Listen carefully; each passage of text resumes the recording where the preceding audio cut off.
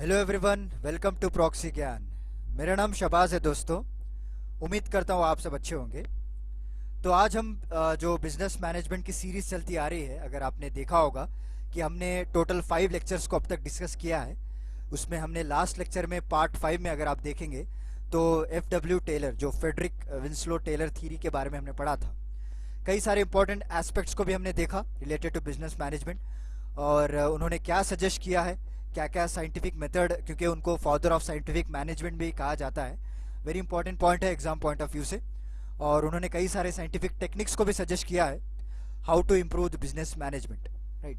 तो आज हम दूसरी थ्योरी के बारे में पढ़ेंगे दोस्तों, इन पार्ट 6।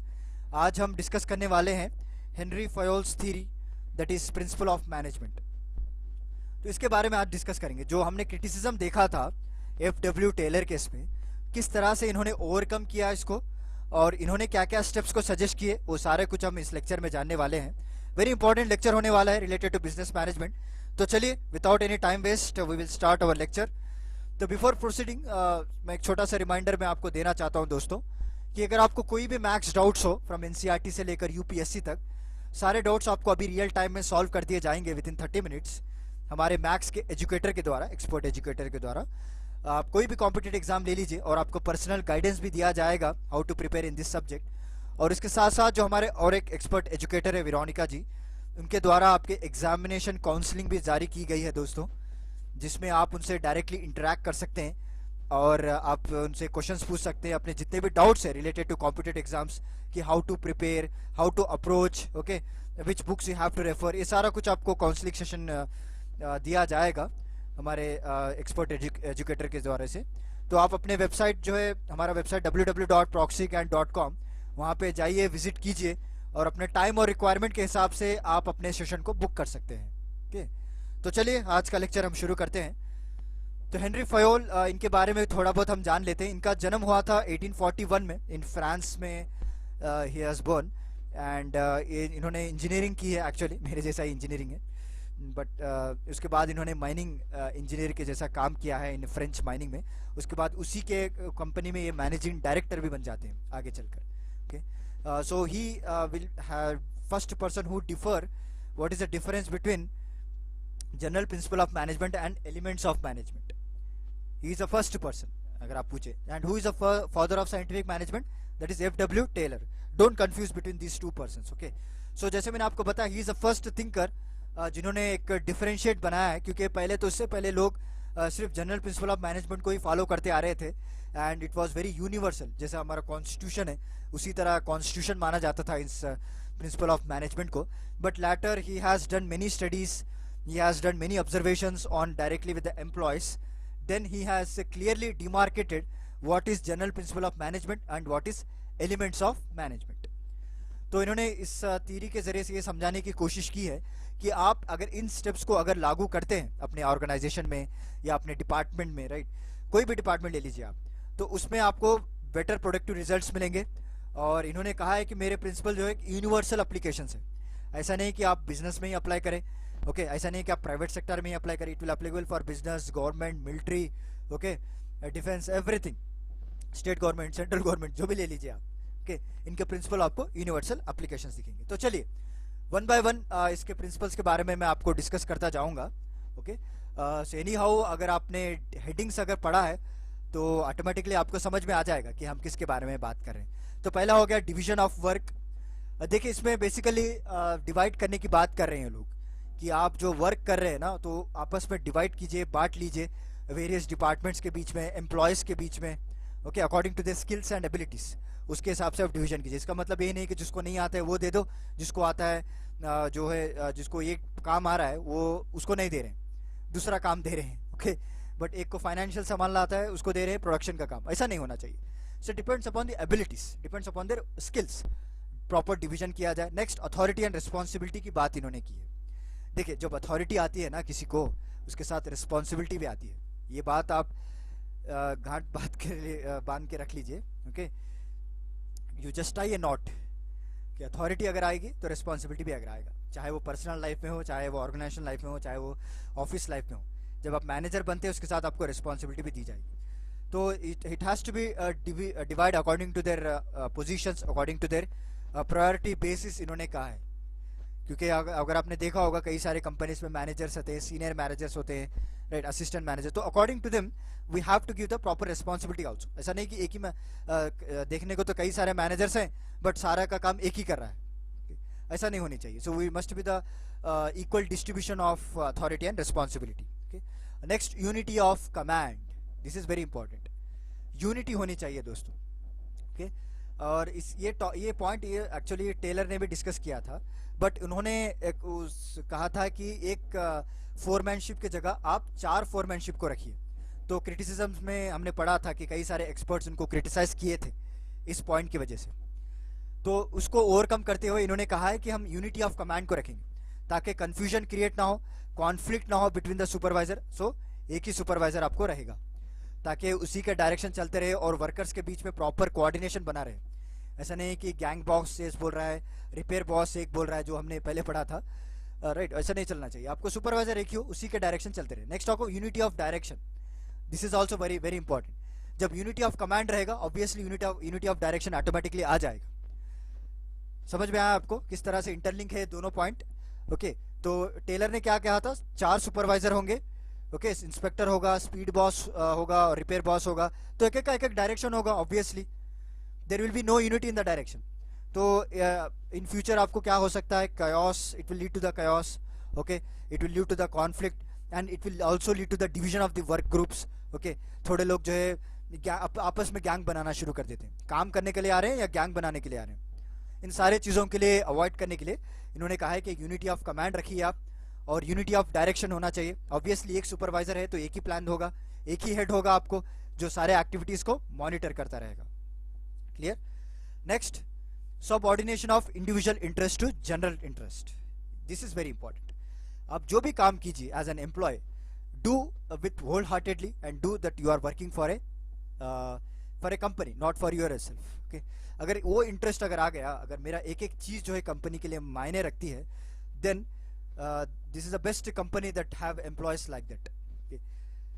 कि इंटरेस्ट ऑफ एक एम्प्लॉय और ग्रुप ऑफ एम्प्लॉयज ऐसा होना नहीं चाहिए, आपको इंडिविजुअल इंटरेस्ट नहीं चाहिए। सो जो भी हो, जनरल इंटरेस्ट हो, जो भी हो, हम कंपनी के लिए प्रॉफिट के लिए काम करेंगे, ओके। इसके लिए तो ऑब्वियसली कंपनी जो है वर्कर्स के लिए भी वेलफेयर एक्टिविटीज और वेलफेयर स्कीम्स लाना चाहिए, उनके भी इंसेंटिव्स को बढ़ाना चाहिए। So that point he has mentioned in next, that is remuneration, okay. तो लोगों में जो है उत्साह मेंटेन करने के लिए and in order to encourage them, remuneration देना बहुत जरूरी है उनके सर्विसेज के लिए। अगर कोई अच्छा परफॉर्मेंस कर रहा है तो उसको जो है प्रॉपर आप फेयर बढ़ाइए उसको इंसेंटिव्स। ये बात टेलर ने भी कहा था, वेज इंसेंटिव्स की बात, राइट। इन्होंने भी यही सेम पॉइंट कहा है। देखिए, दिस आर 2 इंटरलिंक पॉइंट, एक तो subordination of individual interest to general interest, next remuneration. So एक जब इंडिविजुअल इंटरेस्ट को आप जनरल इंटरेस्ट में बना देते हैं ना, तो जब क्या होता है, प्रोडक्शन बढ़ता है, okay, obviously profit will have company will have more profits. उसके साथ साथ आप एम्प्लॉयज के लिए भी तो कुछ कीजिए, उनके भी रेन्यूमरेशन को बढ़ाइए, राइट। सो नेक्स्ट हो गया order. So order in the sense, ये आपको ज्यादातर वर्क फ्लो के बारे में ये लोग बात कर रहे हैं दोस्तों, कि किस तरह से आप वर्क फ्लो रखते हैं, ओके। प्रॉपर मैनेजमेंट हो, अगर ह्यूमन रिसोर्स है तो किस टाइम तक वो रिक्रूट करेंगे, एक फ्लो ऑफ वर्क रहेगा, ओके। और किस टाइम से ये लोग बंद कर देंगे रिक्रूटमेंट्स। और नेक्स्ट प्रोडक्शन की बात करें तो वहाँ पे मटेरियल्स, जो रॉ मटेरियल्स यूज किए जा रहे हैं, वो क्या प्रॉपरली स्टॉक में है या नहीं, या प्रॉपरली फ्लो हो रहा है या नहीं। सडन से अगर खत्म हो गए, कोई देखा नहीं, कोई inventory management, then entire production will stop. तो एक कंटिन्यूअस फ्लो रहने के लिए एक प्रॉपर ऑर्डर होनी चाहिए कि सारी चीजें जो है सही सलामत होती रहें कंटिन्यूसली। नेक्स्ट होगा equality, this is very important point. This is very important point which I mention दोस्तों, क्योंकि मैंने पर्सनली जो कंपनीज में देखा है, एक्सपीरियंस भी किया है कई सारे कंपनीज में, I don't want to take the name, कि पार्शियलिटी चलती है दोस्तों, अपने अपने कैश के लोग, अपने अपने जो है सिटीज़ के लोग, ऐसा शुरू हो जाता है। उन लोगों को जो है उन लोगों के साथ अच्छा बिहेव किया जाता है, जो बाहर से आए रहते हैं माइग्रेंट्स, उन लोगों को नीचा दिखाया जाता है, राइट। उनको प्रॉपर फेयर नहीं मिलता है, उनको इक्वल जो है अपॉर्चुनिटीज नहीं मिलती है in the terms of promotion and all. So this is a very important factor where every organization has to pay attention, कि अगर इक्वालिटी नहीं होगी तो लोगों को क्या है, भरोसा उड़ जाएगा। अगर एक बार भरोसा उड़ गया, then it is very difficult to make them again trust, okay. So they will intentionally damage to your company only, कि वो जानबूझकर काम नहीं करेंगे, कि जानबूझकर आपके ऊपर प्रेशर आएगा। So this kind of activities we can avoid if we follow the equality policy. तो नेक्स्ट हो गया सेंट्रलाइजेशन। जो भी काम करो आप, एक प्रॉपर अथॉरिटी मेंटेन होनी चाहिए कि जो भी काम कर रहे हैं at the end of the day we have to submit the report to central authority. ऐसा नहीं है कि आज में काम किया, कोई फाइल्स यहाँ पे फेंक दिए, कोई वहाँ पे फेंक दिया, कोई रिकॉर्ड ही नहीं है मेंटेन, ओके, कोई सिस्टम में सॉफ्टवेयर में कोई अपडेट ही नहीं कर रहा है, ऐसा कुछ नहीं होना। एक सेंट्रलाइज होना चाहिए डाटा, ताकि कोई भी मिस्टेक्स हो आगे चलकर, या फिर कोई भी अगर आप फॉल्ट निकालना चाहते हैं तो आपके पास डाटा हो, या कोई भी आप फीडबैक निकालना चाहते हैं तो उसके लिए तो डाटा होना चाहिए ना। तो how we will get this data from the centralization of this, okay. So we need to do centralization. It's also given the it's also provide the best result to the organization obviously. Next होगा scalar chain. देखिए scalar chain is nothing but it's a level of management आप कह लीजिए, जो हमने पढ़ा था part 4, I think part 3 में हमने पढ़ा था, पार्ट 4 या। So top level, middle level और लो लेवल मैनेजमेंट में मैंने इन डिटेल आपको बताया था किस तरह से उनके रोल्स होते हैं और किस तरह से वो लोग काम करते हैं। तो ये प्रॉपरली मेंटेन रहना चाहिए दोस्तों, इसी तरह उसे हम स्केलर चेन कहते हैं, ठीक है। तो इससे क्या होगा, देखिए लो लेवल मैनेजमेंट क्या करता है, प्रोडक्शन करता है, मिडिल लेवल उनको मैनेज करता है, टॉप लेवल इनको मैनेज करता है, मिडिल लेवल को, ओके। अगर आप प्रॉपरली मेंटेन करेंगे तो मिडिल लेवल मैनेजमेंट का काम क्या है, वो ऑर्डर्स, फीडबैक सारा कुछ फॉलो करता है। तो ये रिपोर्ट टॉप लेवल को जाएगी, वो लोग क्या करेंगे, उसको स्टडी करेंगे, स्क्रूटिनी करेंगे, इम्प्रूवमेंट्स लाया जाएगा, या फिर कोई प्रॉब्लम है, इश्यूज है, उसको रेक्टिफाई किया जाएगा।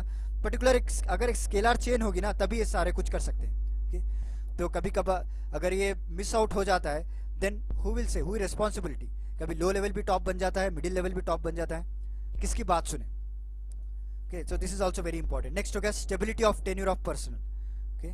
और जो क्या होता है, जो भी पर्सनल इन द सेंस जो काम कर रहे हैं, जो वर्कर्स हैं, यहाँ पे मैं बात कर रहा हूँ, उनकी स्टेबिलिटी होनी चाहिए टेन्योर की, ताकि आप उनको ऐसा रेम्यूनरेट प्रोवाइड कीजिए या फिर ऐसे फैसिलिटीज दीजिए वो आपको जॉब छोड़ने की नौबत ही ना आए, राइट। जब प्रॉपर ट्रीटमेंट ना हो उसके साथ, या फिर उसके साथ कोई गलत बर्ताव कर रहा है, डिस्क्रिमिनेशन कर रहा है, obviously he will leave the company. तो उसमें क्या होगा, एम्प्लॉयमेंट में इंस्टेबिलिटी आ जाएगी, फिर से आप नए को रिक्रूट करो, फिर से उतना खर्चा करो, उसको ट्रेनिंग प्रोवाइड करो, राइट।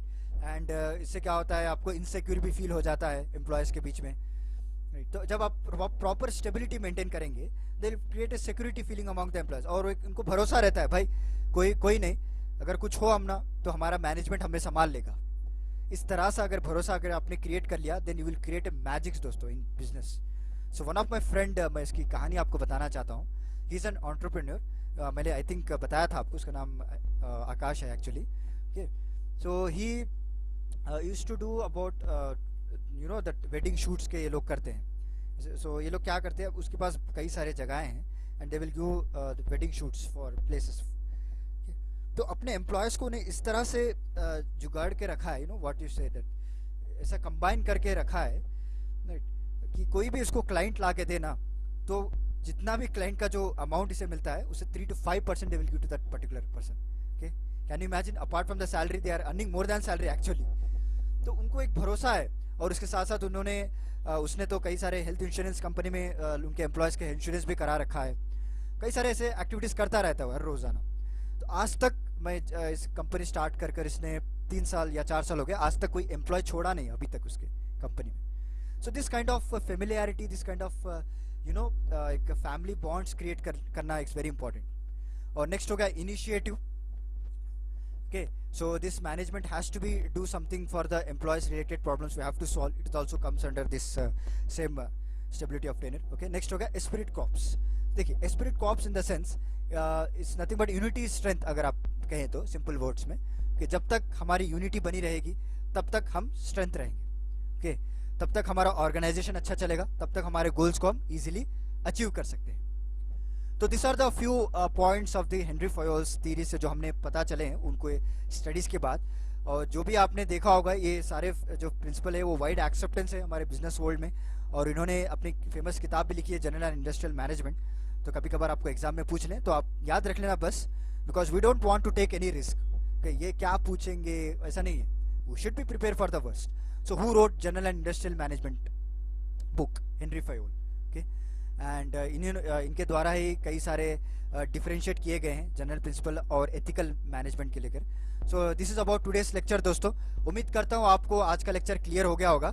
तो कोई भी डाउट है तो आप दोबारा से इस लेक्चर को देखिए, and apart from that you have to see the remaining parts also, ताकि आपको एक कंटिन्यूटी लगी रहे दो सारे लेक्चर्स में। ओके, तो चलिए फिर मिलता हूँ मैं आपको अगले लेक्चर के साथ। धन्यवाद दोस्तों।